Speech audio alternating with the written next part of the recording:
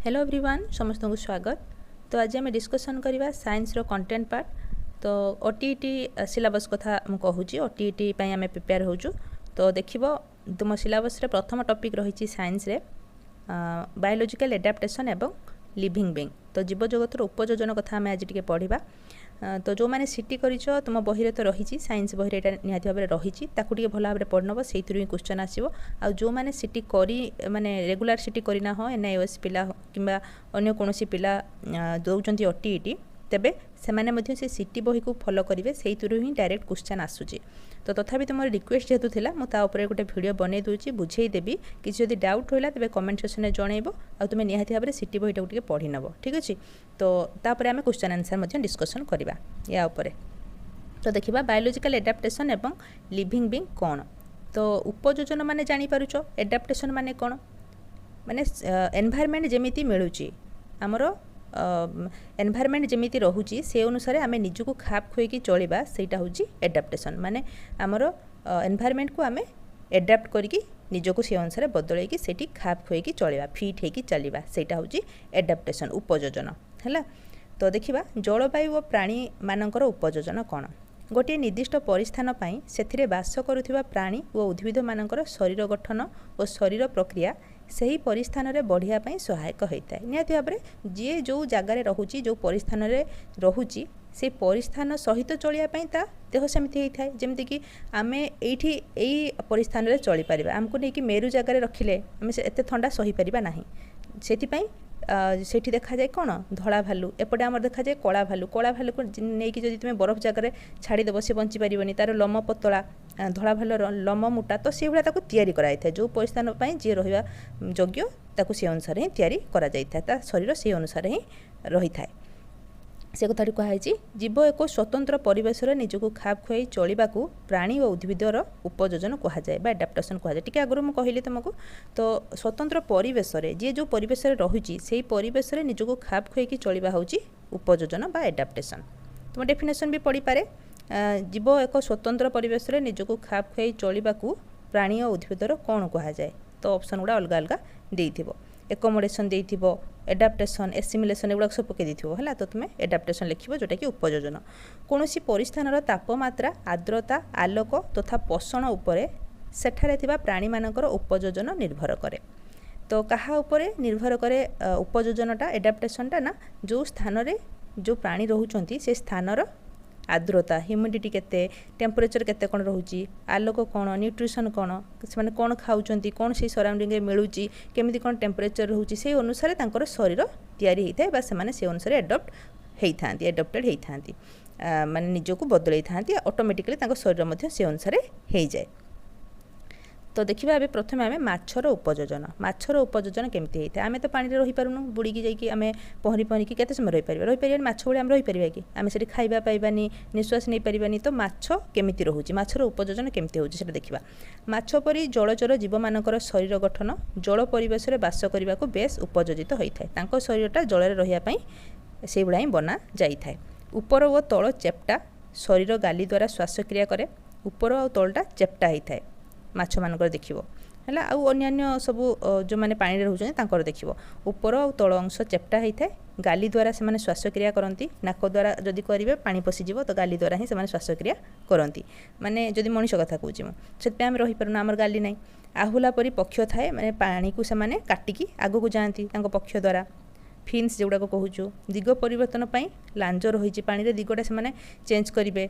तो तांको लांज ही तांको सहाय्य करता एटा इंपोर्टेंट एगुड़ा मन रखिबो एगुड़ा एमती खाली नॉर्मली पढ़ी दबनी कहा पाई कोटा दरकार सेटा मन रखिबो हैला। श्वासक्रिया पाई गाली दिग परिवर्तन पाई किए सहाय्य करे एमती क्वेश्चन आसे लांज हैला।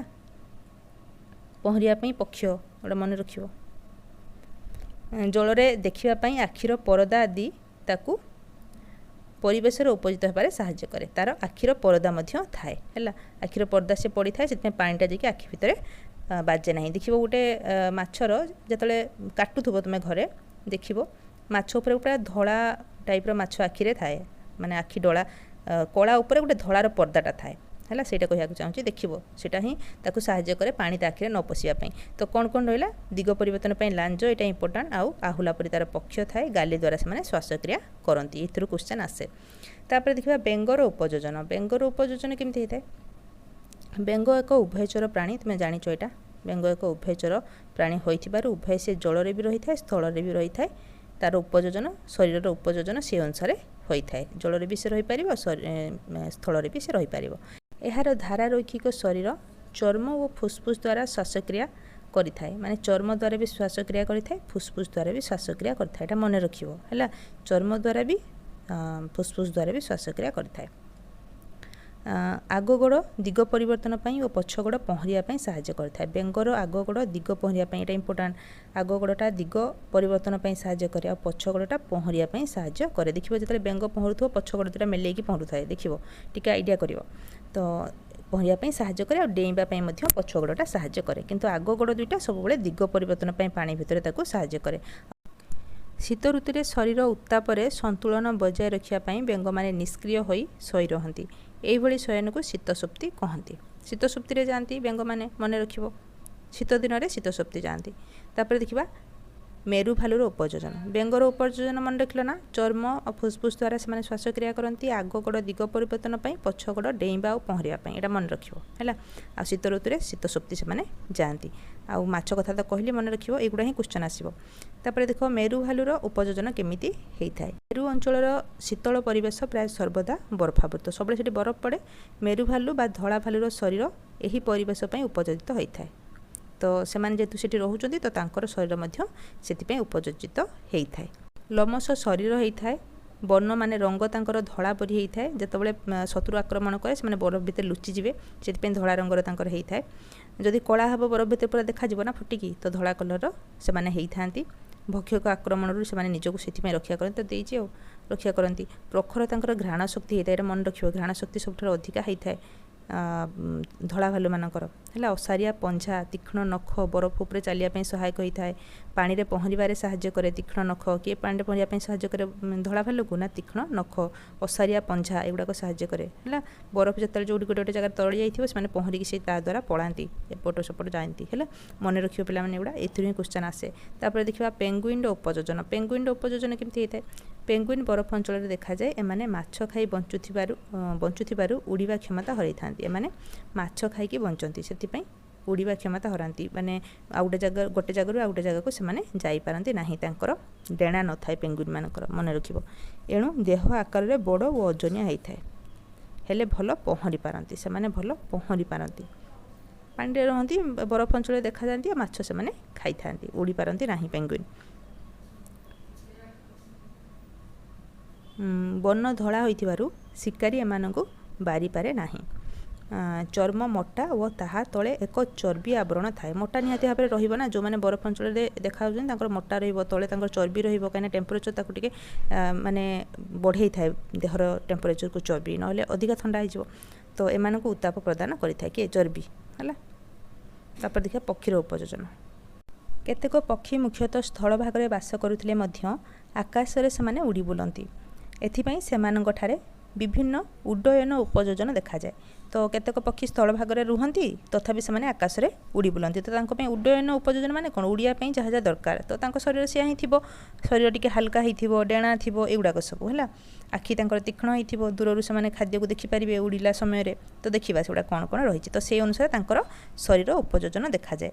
अत्यधिक ठंडा प्रकोपरु निजको रक्षा करबाकू केतेक पक्षी साइबेरिया अंचलरू उड़ी उड़ी ओडिशार चिलिका, राजस्थान भरतपुर, हरियाणार सुल्तानपुर को आसती। मन रखिथे एगुड़ाक ओडिशार चिलिका तो मन थी, राजस्थान भरतपुर और हरियाणार सुल्तानपुर को सेमाने आसती। तुम एटा उपयोजन जेहेतु जदिओ क्वेश्चन नुहे, किंतु तुम ताको मन रखि दिथिबो। उपयोजन सब क्वेश्चन पड़ो किए कौ जगह केमिति उपयोजित होउची, तार अंग गुड़ाक कौन कौ काम करिया पई, बस एतिकी क्वेश्चन ही आसे हैला। तो तापर जो शीत छाड़ी जाए से पुनर्बार निज स्थान को फेरी जाती। यही परिव्राजी पक्षी कह जाए, माइग्रेटरी बार्ड जो मान आम कहूँ परिव्राजी पक्षी जो मैंने गोटे जगार आउ गोटे जगह को आसती ठंडा समय निजर निजको निज माने फैमिली को बचाई है वंश विस्तार करने आसती। तो यू परिव्राजी पक्षी कह जाए। पक्षी मानकर धारारैखिक शरीर पक्ष व विहंग बक्षा स्थिर उपस्थित माने छाती हाड़ थाए बक्षा स्थिर जेटा कहूँ छिद्रयुक्त और वायुपूर्ण अस्थि थाए अस्थि छिद्रयुक्त होता है वायुपूर्ण होता है कहीं वायु पूरीक रहा माने बॉडीटा हाल्का कर हाल्का हेल्ले से उड़ी पारे है तो यहाँ मन रख वायुपूर्ण अस्थि कौटी देखा जाए कौ मानकर ना पक्षी मानकर हाल्का शरीर होता है तीक्ष्ण दृष्टिशक्ति से थाए कहली जहाँकि से जाल पड़े देखिपारे खाद्य जदि देख पारा मैंने बहुत दूर गोटे चाउल भी पड़ी जदि से देखी आसी खुंटिकी खाती तो आखि बहुत तीक्ष्ण होता है सबुठ इम्पोर्टाट हूँ वायुपूर्ण अस्थि थाए है शरीर हाल्का होता है आ गोटे तुम ये देनी बोधे गिजर थाए यहाँ तुम देनी ये है वायुस्थली जेटा को आम कहूँ से थाए से मन रख तो नेक्स्ट देखा विश्वमंडलीय जीवजंतु विश्वमंडल जो जीवजंतु देखा जाकर केमिति उपयोजन से करुँचे देखा विश्वमंडल में दिन और रातिर अवधि वर्ष सारा प्राय सामान होता है यही अंचलर सर्वोच्च तापमात्रा 40 डिग्री सेल्सियस और सर्वनिम्न तापमात्रा 15 डिग्री सेल्सियस अटे बुझिपाल एटा तो वृष्टिपात अधिक हेउथिबारु एही अंचल में घंच जंगल देखा जाए सबुठारु घंच जंगल कौट देखा जाए विश्वभूत अंचल में बेसी खरा हुए बेसी वर्षा हुए से अधिक गछ बढ़ी था एठारे देखा जाउथुबा प्राणी माने हेले साप झिटिपिटी पक्षी मांकड़ गरिला भालू और हाथी इत्यादि ये माने सब देखा जाती मांकड़ माने डाल रे झुली और डाल को डाल डेई जीवन यापन करुथिबारु एमानक हाथ और गोड़र मांसपेशी खूब शक्त जेहेतु से माने मांकड़ माने डाल डाल झुलिकी जीवन यापन करती तो तांकर हाथ गोड़र मांसपेशी खूब शक्त होता ना छिड़ीज आम तो पारानी तो मांकड़ मानकर बहुत शक्त होता है एगुड़ा मन रखियो पॉइंट गोरिला भालू हाथी आदि तृणभोजी होइथिबारु प्रत्येक खाद्यपाई सेमानंकु अनेक पथ चलवाक पड़े तो मैंने तृणभोजी गोटे जगह जब समस्ते रहीजे सब गछ तो से खाईदे से सरीज तो अनेक पथ से चलवाक पड़ता है गोटे जगह आउ गोटे जगह से चली था से गोड़ सब लंबा होता है देखि भालू हाथी गोरिला एम गोड़ सब लंबा और शक्त अटे हाथीर शुंड तार नाक और ऊपर ओठर रूपांतरण अटे यहाँ इंपोर्टाट हाथीर शुंडटा तार नाक आ ऊपर ओठर रूपांतरण ओठ आ नाक मिसिकी लंबा ही है हाथीर तार शुंड तले देखिए पाटी थाए तो ऊपर ओठ तल ओठटा तार देखा जाउथो ऊपरटा हूँ शुंड आकार देखा जाउथो तो सेटा को मन रखियो नाक ऊपर ओठर रूपांतरण होची हाथीर शुंड तो लंबा जेहेतु होइछि से गछ भांगिकी से माने खाई परिबे पानी भितरे मध्य एहा सेमानकु श्वासक्रिया रे सहाय्य करे कोटा शुंडटा वो एहा सहाय्य से माने डालपत्र भांगी खाई थांती हाथीर बड़ कान ता देहर ताप को विकिरण करिवारे सहाय्य करे एटा इंपोर्टेंट हाथीर बड़ कान थाए कोथि पई ताप विकिरण को साहाय्य करे है ताप को सी देहरु बाहर कर दिए विकिरण माने से बाहर करदेव जदि अत्यधिक टेम्परेचर रोचे मन रखियो हाथीर कान एथि साहाय्य करे एही अंचल रे जागुआर नामक व्याघ्र रहे जागुआर विश्व अंचल रे जागुआर व्याघ्र देखा जाए मन रखियो ओ सबुबले डालपत्र भितर लुचि छपि रही निजर शिकार सी करिथाए आम देखा जलवायु और उद्भिद मानकर उपयोजन तो प्राणी मानकर उपयोजन आम देखिलु जमती कि माछ पेंगुइन बेंग धड़ा भालू एगुड़ा सब देखिलु तो एबे देखिबा कौ जलवायु कौ उद्भिद देखा जाती और उपयोजन केमिति होता है तो मरुभूमि में जलाभाव अत्यंत खरा और राति रे अत्यंत शीत हेतु सेठारे गछगुड़िक कंटा जातीय यथा काक्टस और खजुरी देखा जाती काक्टस और खजुरी कौटी देखा जाती ना अत्यंत खरा जोठी जलर अभाव थिले राति रे जोटी शीत होता है सेठी कंटा जातीय काक्टस और खजुरी देखा जाती जो कि मोटामोटी भाव में मरुभूमि ठारे देखा जाती मन रखियो एठारे गछगुड़िकर पत्र कंटा किंबा स्केल रे रूपांतरित होता है कंटा किंबा स्केल स्केल माने कंटा टाइप रो किंतु कंटा एते स्पाइनी नुहे स्केल भलिया माने पूरापूरी जेमती कि एलोवेरा टाइप रो सेगुड़ा कहूँ है तो सेगुड़ा देखा जाती ता पत्र गुड़ा केमती होता है फल बाष्पीकरण प्रक्रिया रे कम जल नष्ट हुए अधिका जदि आम पत्रटा माने एरियल पार्टा तार पत्रटा जदि एरियल पार्ट माने जानि पाछो ना एटा पत्रटा जदि एमिति हेतिबो तबे अधिका जल बाहरी जीवो जदि कंटा टाइप रहिथिबो केते जीवो बा स्केल टाइप रहिथिले केते जीवो अल्प जीवो तो सेति जल को रखा सेमती होता है सिजु गछर गंडी रे पानी संचय हो रही है मन रखियो इंपोर्टेंट यह एक उपयोजन सिजु गछर गंडी रे पानी संचय हो रही है विषुव अंचल में अत्यधिक वर्षा होइथिबारु गछगुड़िक बड़ बड़ झंकालिया यथा शाल पियाशाल सागुआन महुल आदि देखा जाती विषुव अंचल में वर्षा होइथिबारु बड़ बड़ झंकालिया गछ देखा जाती तुम क्वेश्चन आसपे झंकालिया बड़ बड़ गछ कौटी देखा जाती बा शाल पियाशाल कौ जगार देखा जाती कौ अंचल में विषुव अंचल मन रखियो है मेरु अंचल में शीतर प्रकोप खूब अधिक एठारे आलोक उत्ताप और मृत्तिका और जलर अभाव बड़ गछ आदौ देखा जाती ना कौटी मेरु अंचल है किंतु विषुव अंचल बड़ देखा जाती सेमती तो पड़ोनी तुम डायरेक्ट एग्जाम्पल पड़ जापे धर शाल पियाशाल ये टाइप रहा से मन रख एग्जाम्पल। तो मेरु अंचल बड़ बड़ देखा जाती ना केवल केतेक शैवाल जातीय उद्भिद फुरफुरी जोटा कि लाइकेन आम कहूँ मस शिउली ये जातीय उद्भिद देखा मस आउ फन शिउली एगुड़ा कौट देखा ना मेरु अंचल मन रख। नेक्स्ट देख हिमालय परी पार्वत्य अंचल गछगुड़िक डेंगा डेंगा और पत्र गुड़िक सरू सरू होता है डेंगा होता कि झंकालिया नुहति पत्र गुड़ाक सरू सरू जमीक आम कहीपर देवदारू टाइप्र है पाइन आउ देवदारू यहाँ देखा जाती हिमालय पर्वत अंचल मन रख इम्पोर्टाट।